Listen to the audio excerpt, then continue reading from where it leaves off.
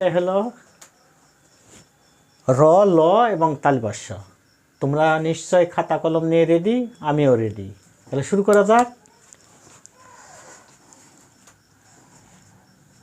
প্রথমে আমরা র শিখব। এটা হলো র। তো র লিখতে ঘর আমরা নিয়ে নেব।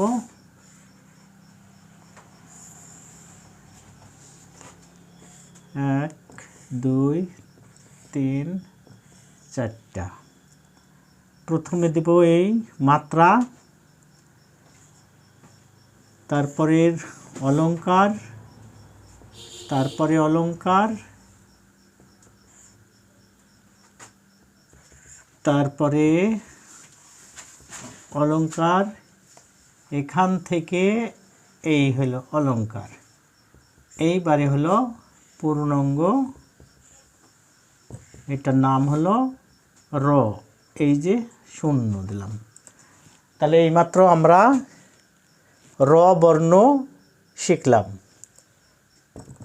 র বর্ণ শিখতে মাত্রা দিলাম, অলংকার দিলাম, অনেকগুলো অলংকার আছে আজকে। এবারে এখন এইমাত্র শিখব ল বর্ণ। তা ল বর্ণ প্রথমে আমরা ল শিখি।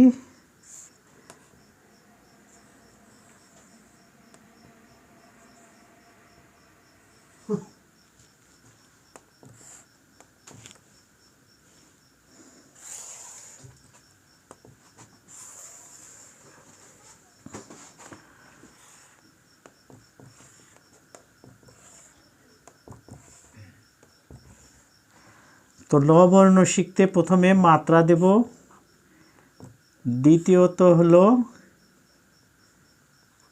একটি শূন্য দেব, তৃতীয় অলংকার হলো এই অলংকারের সাথে এই একটা বর্ণ অলংকার দেব, চতুর্থ হলো এই বর্ণের সাথে এই একটা অলংকার, তারপরে এই একটা অলংকার। পঞ্চমে হয়ে গেল আর একটি শূন্য, তারপরে অলংকার, এখান থেকে আবার এই অলংকার। এই অলংকারে এটা এক সমানই হয়ে গেল। এবার এখান থেকে আর একটি অলংকার দিয়ে দিলাম।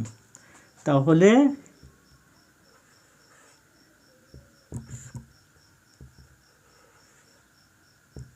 আমরা পূর্ণাঙ্গ একটা বর্ণ পেয়ে গেলাম, ল বর্ণ। ল বর্ণগুলো কীভাবে লিখলাম তোমরা পর্যায়ক্রমে লিখবে। যতগুলো ঘর দিয়েছি ঘরে প্রত্যেকটা অলংকার দিয়ে আস্তে আস্তে বারবার লিখবে, তাহলেই শিখতে পারবে। এবার আসছে তালবস্য।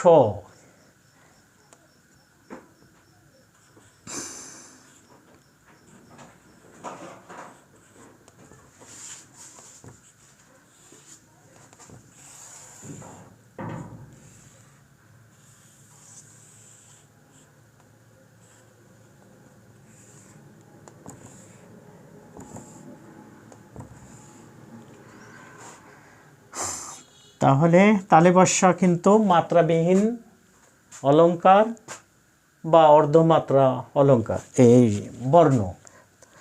তো আমরা প্রথমে তালবস্য লিখতে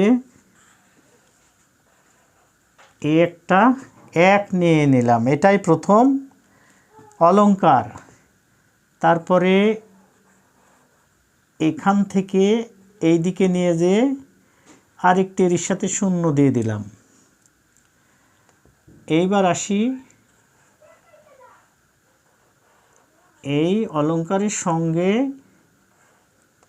এখান থেকে এই উপর দিকে নিয়ে গেলাম।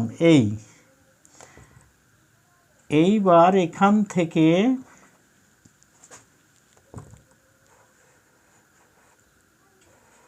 এই অলংকারের সাথে সোজা একটা আরেকটি অলংকার দিয়ে দিলাম। এইখানে এই অলংকার